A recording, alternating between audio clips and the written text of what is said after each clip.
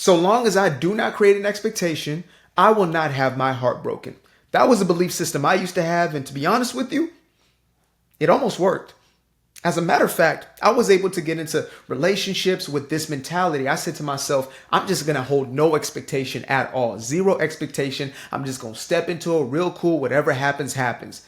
And to be honest with you, it seemed as if it was working. But in hindsight, I now realize that I had just distanced myself emotionally. I become emotionally numb, emotionally unavailable, or however else you want to label it. I had become void of all emotion in order to have this facade of no expectation, when in reality, we can't help but have expectations. As a matter of fact, expectations are a necessity in this life. If you are to aspire towards greater things in your life, which is what our purpose is, to continuously expand and evolve past where we are, if that is the intention of life, then I would need expectations or higher expectations of a future to come. So the problem is not necessarily in expectations in and of themselves, but instead in where we place the expectations. So it's not even what we expect, right? I expect love, I expect happiness, etc. Those are not wrong expectations or wrong intentions to hold. Those are wonderful, beautiful things to have. However, if I say to myself, let's say entering into a relationship,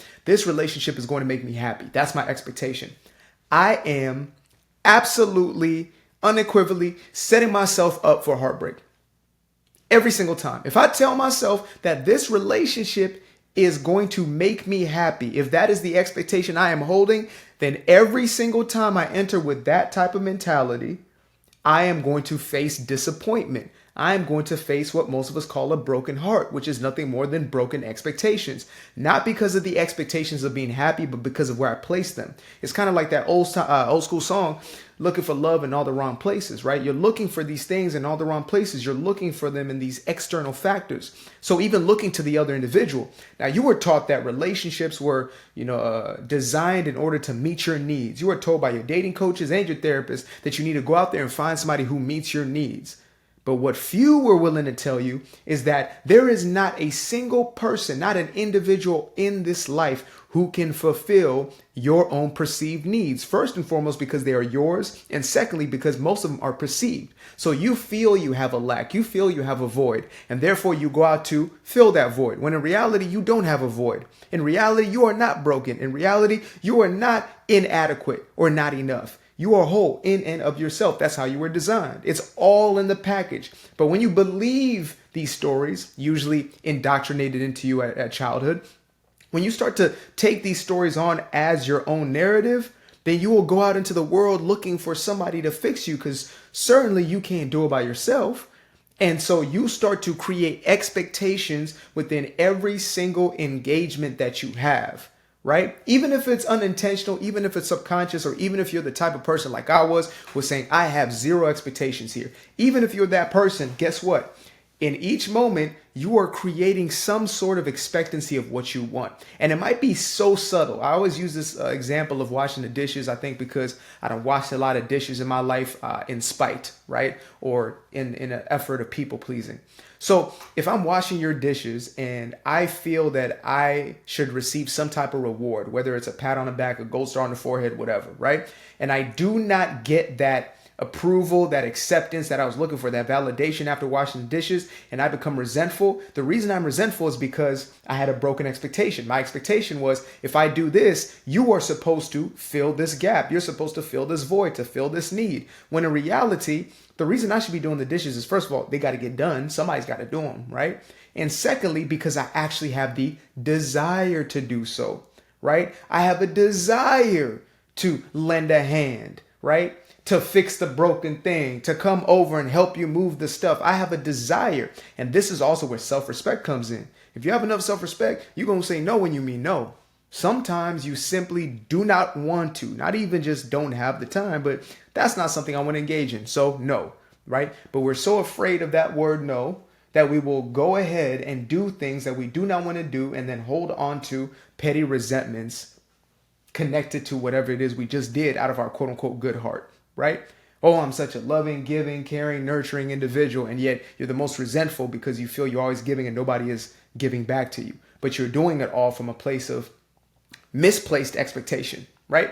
Man, I want to be appreciated. Okay, I know how I'm going to be appreciated. If I show up in this relationship in this way, that way, this way, that way, right? I use my manipulation, my little witchcraft, whatever, then I'm going to get this person to appreciate me. And then they don't, and now you mad, right? Internally, not even subconsciously. You know you mad. You're just holding on to it, right? You are suppressing your anger towards this individual, and you didn't get that need met. So now you say, this person broke my heart. This person doesn't care about me. This person is a this, that, and a third. All kinds of labels on them, right? They're toxic. They're narcissistic. They're this, they're that, they're this. When in reality, you had placed these expectations on them because you wanted them to meet something for you. And so that's the problem when it comes to these expectations being set in the wrong place. When they're set anywhere besides self, they are going to be disappointments. Why? Because we're not here to control another individual. As a matter of fact, here's an even deep for y'all, is you believe that this person is supposed to be in your life doing these things. You don't know why that person's in your life. You don't know why somebody was introduced into your own personal story arc, right? But yet you introduce them and you think to yourself, they need to stay. They make me happy. They're the only way that I will be happy. Not knowing that this person was introduced to teach a very specific lesson for you to learn how to be non-attached in a real way, to let go of attachment and to love for real. Think about that. Think about that. That's why they're introduced. But then you're saying to yourself, I need this person to stay, not understanding the purpose was for that person to leave. That was the purpose, for that person to go. And so you're now forcing this engagement, and then you have what we call a broken heart. They were supposed to do X, Y, and Z. This was supposed to turn out this way. And I was very guilty of this when it came to career, right? Man, it was supposed to happen in this way. I was supposed to do this and then get this result. Not understanding, buddy, if it happened in that way, you wouldn't be exactly where you are right now.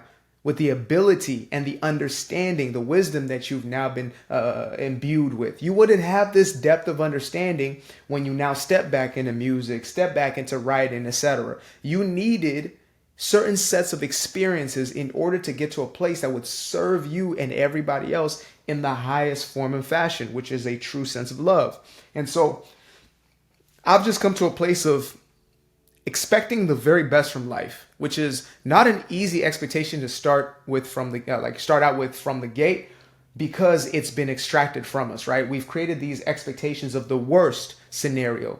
And so we fixate on the worst. We fixate on worry, and worry is nothing more than praying for the things you don't desire, right? Shout out to that video, which I put out a while back. I don't know which exact day, but go look for it. Worrying is praying for the thing you do not desire.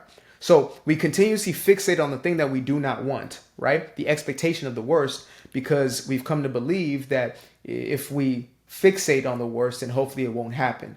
When in reality, what we fix our mind upon is literally what we are calling towards us. It's what we're bringing into our own physical experience, period. So the best thing I can do is literally to hold a positive expectation, not for the other, but for my own life. My expectation is this nowadays. Everything that comes to me is for my greatest good, period, right? That's it. Everything that is coming towards me is going to be for my greatest good and is going to edify. And another one that's been enhanced by my homegirl, Carrie Nicole, is everything that is for me is for me. So I can't miss what is for me. And if something's not for me, then the better thing is coming. The better thing is for me. So I see a opportunity right now, right? Let's say I get invited to a speaking engagement. Oh my goodness, I know that's for me. I know that's for me, right? We have the meetings, we have the follow-ups, this, that, and the third. Man, they're going to do the 10K. Perfect. 10K for an hour. Beautiful. Let's do it. And then all of a sudden it falls through. Man, I can't believe can you believe them? They're not real on their word. They're this, they're that. I'm disappointed now, right? Because my expectation was that opportunity was supposed to be the one. When in reality, there's a 100K opportunity right on the other side if I was just willing to allow the process to unfold as it was looking to unfold. Imagine that.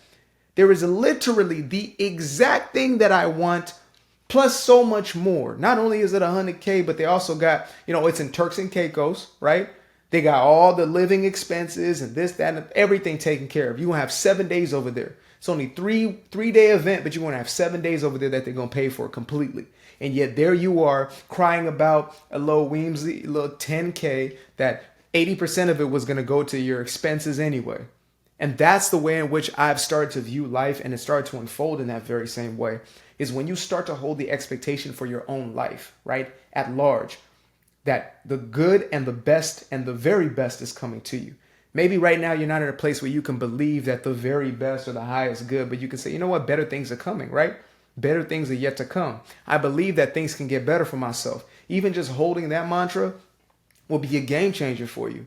And has been a game changer for myself because I didn't start out in this place. I didn't start out in a place where I could believe the words, my greatest good is coming. But now I'm like, bruh, I see it everywhere I go. Every person who is approaching me is literally bringing, they're a messenger of good news every single time. Every single call I get, every single this, that, and the third, because I'm able to perceive it that way. Right? I'm able to see it for what it actually is. You get that call from the bill collector and you thinking, oh man, here we go. This is the worst. Oh, that's going to be terrible. Not understanding that might be a call saying, hey, you know what? We can work out this deal, this, that, and the third. And actually my boss was talking to me and they said we have an elimination program and we're actually going to eliminate this one, that one. But you're over there avoiding the call because your expectation is that they're going to bill you double because you come on, man. Come on. We got to start being different, living different, thinking different, experiencing life in different ways as opposed to staying in this limited perception of what is actually taking place. We got to start thinking as broad as the universe is broad, right? We only think from like our little minute corner that we've been hiding in as opposed to this is an expansive universe, right? And an even more expansive multiverse that we don't even understand the layers of. We don't even understand the depths of.